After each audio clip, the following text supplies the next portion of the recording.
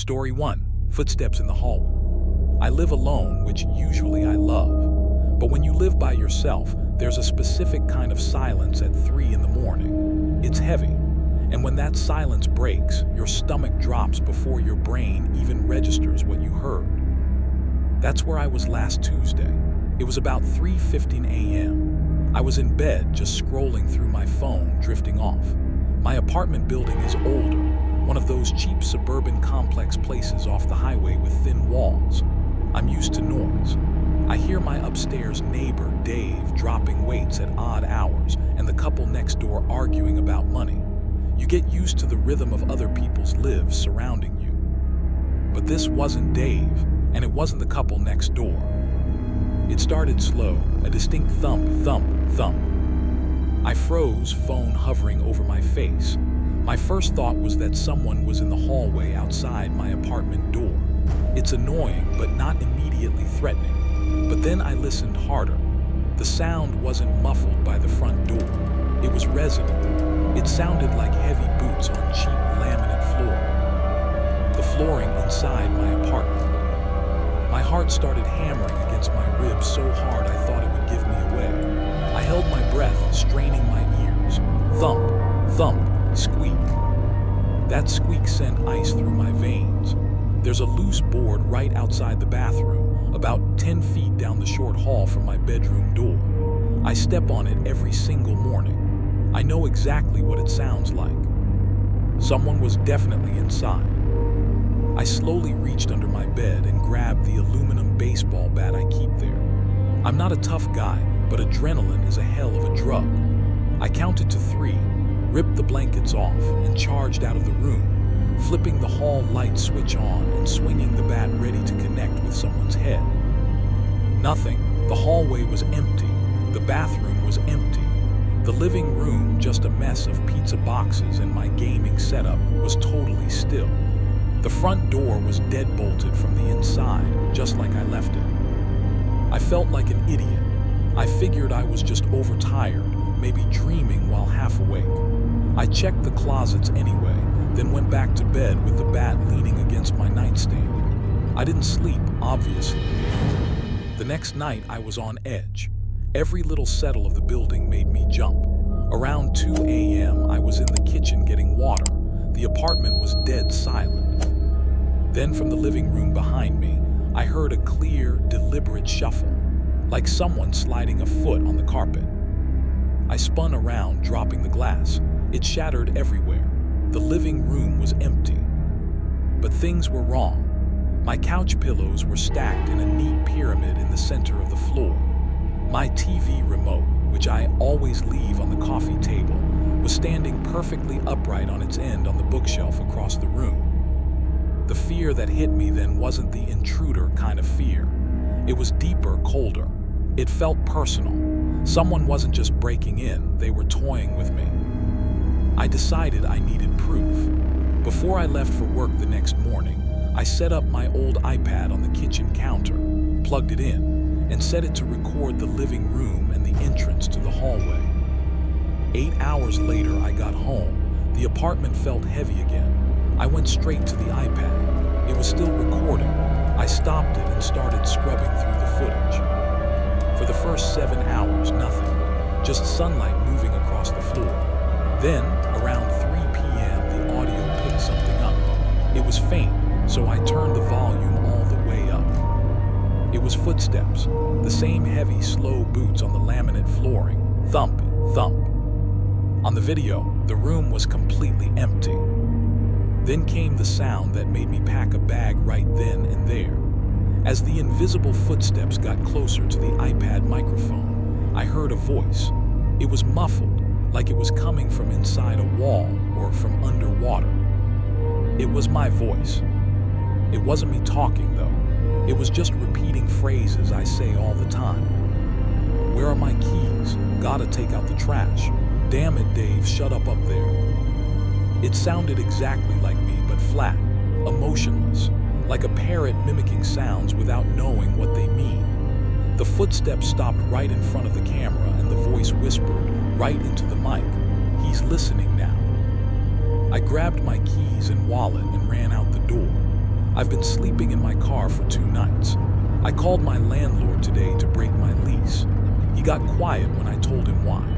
He said the last tenant, a guy named Michael, used to complain about the same thing before he just up and vanished one weekend without taking his stuff. Story 2. Someone was breathing behind me. I know how crazy this is going to sound. If you were in my shoes, you'd probably think you were losing your mind too. But I know what I heard, and I definitely know what I felt. It happened last night around 2:30 a.m. I was in the basement level of the university library. It's finals week, and my dorm was way too loud with people blowing off steam, so I needed somewhere dead quiet to focus. The basement is perfect for that. It's where they keep the super old government documents and those microfiche machines nobody has touched since the 90s. It always smells like ancient dust and decaying paper down there. The fluorescent lights hum, and they flicker in that annoying peripheral way that makes your eyes water after a few hours. I was the only one left. The night security guard, an older, tired-looking guy named Sal, had done his walkthrough about an hour before. He told me he was locking the main basement doors for the night and to just push the emergency crash bar when I was ready to leave. I was totally isolated. I was deep into studying for a history exam, my eyes burning from staring at tiny text. That's when I heard it break the monotonous hum of the lights. At first, I thought it was just the HVAC system kicking on a new cycle. It was a low, rhythmic sound. H-H-H-H-Who. H-H-H-H-H-Who. I stopped highlighting in my book. I sat perfectly still in the little study carrel, staring at the beige partition wall in front of me. I held my own breath, just to be absolutely sure. The sound kept going. It wasn't mechanical. It was wet, raspy, like someone with a terrible chest cold was trying to breathe quietly but failing. And it was close. It sounded like it was coming from directly behind my chair, maybe 3 feet back in the aisle. My heart slammed against my ribs so hard it hurt. I didn't want to look. You know that paralyzing feeling where you just don't want to confirm what your brain is telling you. I slowly started to turn my head, terrified of what I might see standing over my shoulder. I whipped around. Nothing, just empty rows of tall metal shelving stretching back into the shadows. I let out a shaky breath. I felt like an idiot. The stress and lack of sleep were getting to me. I told myself it must be the old pipes settling in the walls or just weird basement acoustics. I needed to focus. I grabbed my big, noise-canceling headphones and put them on. I pulled up a loud, aggressive playlist on my phone, something heavy to drown out the silence and my own paranoia. I hunched back over my book, cranking the volume up. About 20 minutes passed. I was almost calm again, lost in the music. Then my music cut out dead. It didn't pause, the app didn't crash. It just went silent. And there it was again, the breathing. But this time it wasn't coming from the room. It was coming through the headphones. It was unbelievably loud, right against my eardrums. The wet, clicking rasp of the inhale made my skin crawl. It sounded hungry. I ripped the headphones off my head and threw them onto the desk like they were on fire. My hands were shaking so bad I knocked over my metal water bottle. It clattered loudly on the floor, making me jump. Screw the history exam.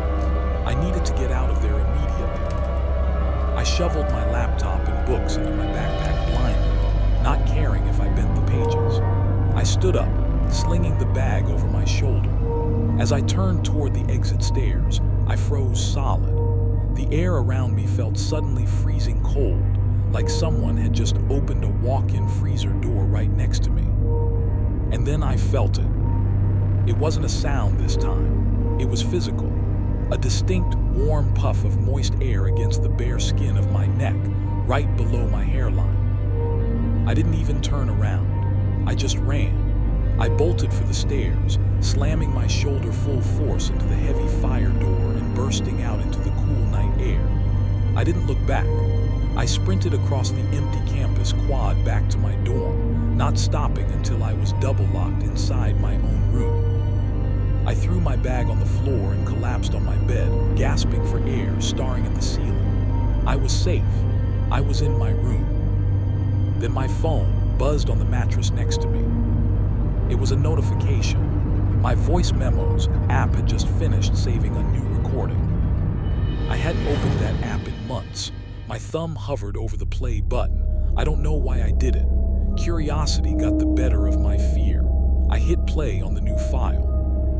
The recording was 30 minutes long. The first 10 minutes were just the muffled sound of my heavy music leaking from my headphones while I studied.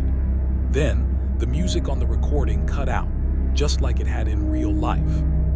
For the next 20 minutes, it was just that wet, raspy breathing. It got louder and closer to the phone microphone as the track went on. But right at the end, seconds before the loud clatter of me knocking over my water bottle and running, a voice whispered something under the breath. It was too quiet to make out initially. I replayed that last second 10 times with my phone held right up to my ear. When I finally understood what it said, I realized I shouldn't have run home. I shouldn't have come into my room alone. The raspy voice whispered, "He's finally taking us home." And right now, as I'm sitting here on my bed typing this out, the air in my small dorm room is starting to feel very, very cold. Story 3, the door that opened itself. Check your doors, right now. Seriously, if you left a door closed in your house and you look over and see it's even a few inches open, don't just walk over and shut it. Think really hard about why it moved. Because once you realize that doors don't just drift open in a house with no drafts, your life changes. I know mine did, and I don't think I'll ever feel safe in a room with a closet again. My name is Jason. About 6 months ago, I moved into a small, single-story ranch house in a quiet suburb just outside of Columbus, Ohio. It was one of those neighborhoods where everyone has a manicured lawn and a Ring doorbell, the kind of place where you'd think nothing bad ever happens. I work the graveyard shift at a local distribution center, so my schedule is pretty flipped. I'm usually coming home at 4:30 in the morning when the rest of the world is just starting to wake up. The house was great, except for the guest room at the end of the hallway. I didn't have any furniture for it yet, so I kept the door shut to save on my heating bill. It was a heavy, solid wood door that clicked firmly into the frame. There was no way a breeze or the house settling could move that thing. The first time it happened, I just finished a 10-hour shift. I was exhausted, clutching a lukewarm gas station coffee and walking down the hall to my bedroom. I stopped dead. The guest room door was wide open, not just unlatched, but swung all the way back until it touched the interior wall. I stood there for a long time, my heart starting to thud in my ears. I knew for a fact I'd closed it before I left. I'm obsessive about it. I searched the whole house with a kitchen knife in my hand, checking under my bed and behind the shower curtain. Nothing. No signs of a break-in, no windows left open. I figured maybe I was just more tired than I thought. I slammed it shut, heard the click, and went to sleep. The next night, I came home and it was open again. Just a crack this time. Maybe 2 inches of pure blackness staring at me from the end of the hall. I started to lose it a little. I'm a logical guy, so I went to the hardware store and bought a roll of heavy-duty duct tape. Before I left for work that night, I closed the door and ran a long strip of tape from the door to the frame. I even signed my name across the tape with a Sharpie so I'd know if it had been peeled back and replaced. I felt like a paranoid freak, but I needed to sleep. When I got home at 4:45 a.m., I walked straight to the hallway. The tape was there, but it wasn't peeled. It had been sliced. A clean vertical cut right down the middle of the seam where the door meets the frame. It looked like someone had used a surgical scalpel. And the door, it was ajar, exactly 2 inches, just like the night before. Panic hit me like a physical weight. I didn't go inside. I backed out of the house, sat in my car, and called the cops. They did a walkthrough and found nothing. They told me it was probably a prank or that I should change my locks. They looked at me like I was a tweaker, probably because of the dark circles under my eyes and the way I was shaking. I didn't listen to them. I went to Best Buy and bought a hidden camera to disguised as a USB wall charger. I plugged it into the outlet directly across from the guest room door. That night, I didn't go to work. I told my boss I had the flu, locked myself in my bedroom with my hunting rifle, and watched the live feed on my phone. For 3 hours, nothing moved. The hallway was silent. Around 3:15 a.m., I started to drift off. I was snapped awake by a sound on the feed, a low, metallic grinding. I looked at my phone. On the screen, the door handle of the guest room was turning. It wasn't someone from the hallway. The handle was being turned from the inside. Slowly, the door began to creak open, but the camera didn't show a person. It showed a hand that looked exactly like mine. Same skin tone, same silver ring on the middle finger, same scar on the knuckle from a childhood accident. The hand reached out, grabbed the edge of the door, and pulled it shut. Then the handle turned again, and the door opened 2 inches, just like always. I was paralyzed. I was looking at my own hand coming out of a room I knew was empty. I worked up the courage to burst out of my bedroom. I sprinted to the guest room and kicked the door off its hinges. The room was empty, but the carpet in the center of the room was pulled back. There was a crawlspace access panel I'd never noticed before because it had been covered by a rug I'd moved in there. I ripped the panel open, shining my flashlight into the hole. I didn't find a monster, I found a nest. There was a sleeping bag, my missing hoodies, and dozens of Polaroids pinned to the floor joists. Every single photo was of me sleeping, me eating dinner, me staring at the guest room door from the hallway. But the most disturbing part was a small digital recorder sitting on the sleeping bag.